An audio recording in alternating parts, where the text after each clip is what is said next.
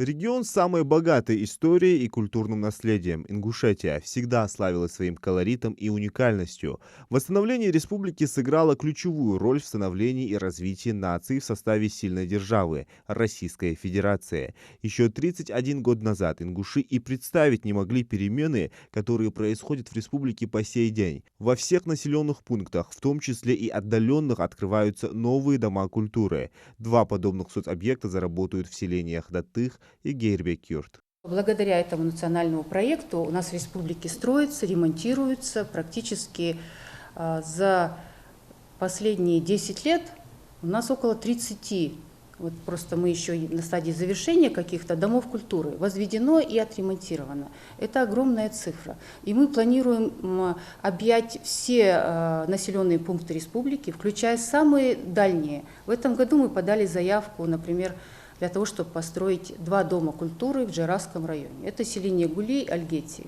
Казалось бы, далеко, да, но тем не менее. В этом году сдается 2 дома культуры. Это сельское поселение Датых и Гейрбекюрт. Долгожданным событием в сфере культуры стало и открытие после капитального ремонта ДК в Сунже. Старое здание, построенное еще в 20-х годах прошлого столетия, удалось отреконструировать по поручению главы Ингушетии Махмуда Али Калиматова. Рабочие полностью отреставрировали стены и фасад, заменили перекрытия, кровлю и пожарно-охранную систему, электричество, провели косметический и технический ремонт. Вот это и есть сегодня то, что нам нужно. Невежество проявляется там, где отсутствует культура.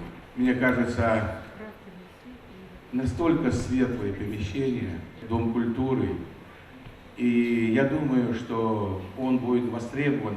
Рядом с обновленным Домом культуры по поручению главы построили и первую в истории Ингушетии современную выставочную галерею. В подготовке каждой экспозиции мы, как экспозиционеры, подошли с большой ответственностью, потому что это очень большое событие и большой праздник для всех наших творческих людей. Впервые в регионе открылись и модельные библиотеки в рамках национального проекта «Культура». Читателям для более комфортного времяпрепровождения с книгой предоставляют новейшие информационные технологии. Как учащаяся в школу хочу отметить, что нам очень часто задают рефераты, и теперь у нас в свободном использовании есть принтеры, компьютеры, что мы можем рефераты, доклады здесь писать свободно.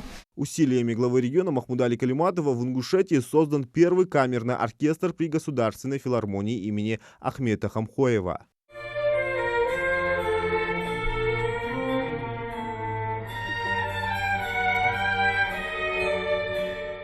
Дирижирует оркестром заслуженный артист Ингушетии, лауреат всероссийских и международных конкурсов Илья Петренко. Свой первый концерт они дали в 2022 году. Я уверен, что в скором будущем наш оркестр расширится до состояния полного симфонического оркестра.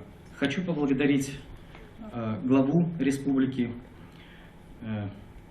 Махмуда Али Макшариповича Калиматова за инициативу создания камерного оркестра. В регионе в скором времени появятся новые здания филармонии, Русского драматического театра, музея краеведения, национальной библиотеки и не только. Причем работы по некоторым объектам начнутся в этом году. Театрально-культурный комплекс, Русский драмтеатр и колледж искусств. Это все у нас будет построено. В городе Магасе уже определена территория, участки. Есть экспертиза пройдена по всем проектам. Мы ждем просто финансирования. И финансирование с этого года начинается. Это филармония, строительство с 3-го квартала этого года начнется. И с будущего года начинается строительство Русского драмтеатра и музея краеведения. Ну и поэтапно мы рассчитываем в ближайшие годы получить все 6 объектов. Активно благодаря реализации нацпроекта «Культура» реализуется и программа «Пушкинская карта». Она была инициирована президентом России Владимиром Путиным. Льготой могут воспользоваться граждане от 14 до 22 лет. Карта позволяет бесплатно посещать концерты, фестивали, выставки, театры и музеи по всей стране. У нас бывают и симфонические концерты, так как есть оркестр, который действует на базе филармонии. Мы стараемся ставить классические вещи, исторические вещи. Поэтому мы всегда за то, чтобы дети наши пользовались этой возможностью, которая сегодня им предоставлена. За 30 лет в Ингушетии прошли десятки тысяч мероприятий, более 1000 только в прошлом году. Большинство из них были приурочены к Году культурного наследия народов России, который был объявлен президентом страны, а также к 30-летию возрождения республики.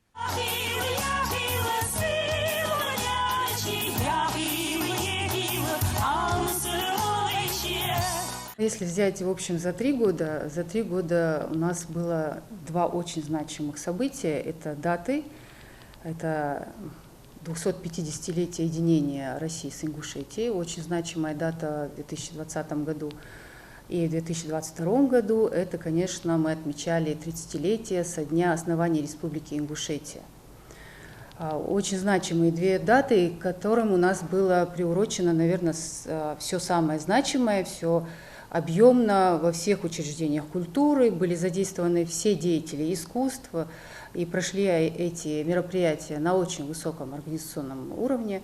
По поручению главы Ингушетии в рамках нацпроекта «Культура» отреставрировали и театр юного зрителя в Ингушетии. Новые дизайнерские решения можно увидеть, уже переступив порог Тюза. Это шахматное размещение плитки в холле и большое количество зеркал. Мотив известной книги «Алиса в зазеркалье». Каждый участок холла создан как в сказке, куда и уводят артисты своих юных зрителей. Представить себе не можете, вот как материальное, внешнее состояние театра – это огромный плюс для нас, потому что когда приходишь, это работа все равно, театр, работа – это наш второй дом, когда наш дом уютный, и мы можем сюда пригласить зрителя в красивое уютное здание. Капитальный ремонт в рамках реализации национального проекта «Культура» провели и в Карабулакской студии искусств. В творческом учреждении берут уроки более 300 детей, осваивают музыкальные инструменты и живопись. Школу обновили досрочно, на несколько месяцев раньше запланированного срока. Находились в ужасающих условиях, вы себе не представляете, что это было. Это было просто барачное здание. И все равно мы приобщали наших детей к этому искусству, к живописи, к музыке. И у нас дети участвовали в концертах и в конкурсах, и побеждали. Но сейчас вот мы находимся в таком здании, которое не только стимулирует детей, но оно действительно прекрасно, как и наше искусство. Мы очень рады. Этот проект помог всем детям, и огромное спасибо тем людям, которые все это нам сделали, и сделали очень достойно. Сейчас, конечно, очень важно именно вот приобщать детей к искусству, к музыке в частности, потому что ведь только музыка делает человека благороднее, добрее. В рамках нацпроекта «Культура» преобразился музей трудовой и боевой славы в Малгобеке. В здании провели косметический ремонт внутри, полную замену освещения, поставили новые стенды с подсветкой, интерактивные доски и столы.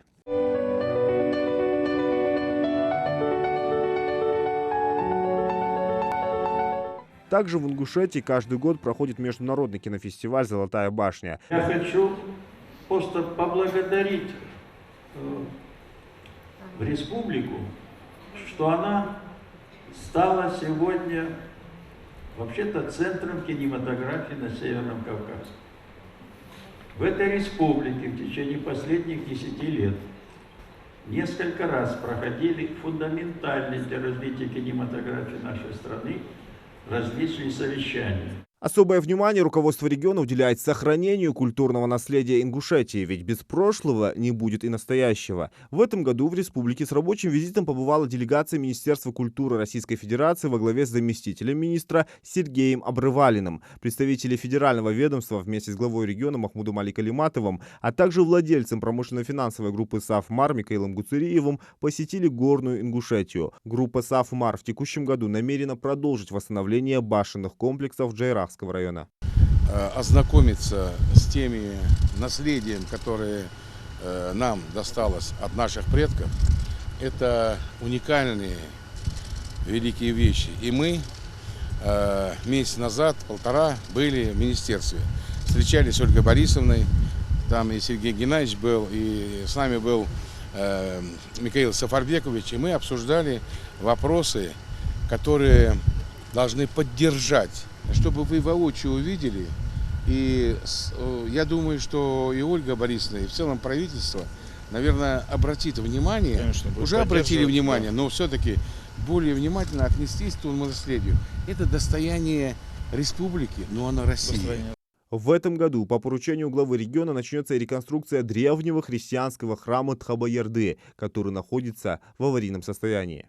В Ингушетии намечен целый ряд культурно-массовых мероприятий. Готовятся новые постановки, концерты, продолжится строительство значимых объектов. Это то, о чем так сильно мечтали наши предки, и то, с каким трепетом нужно беречь созданное подрастающему поколению. Зелимхан Калоев, Сулейман Костоев, Новости 24.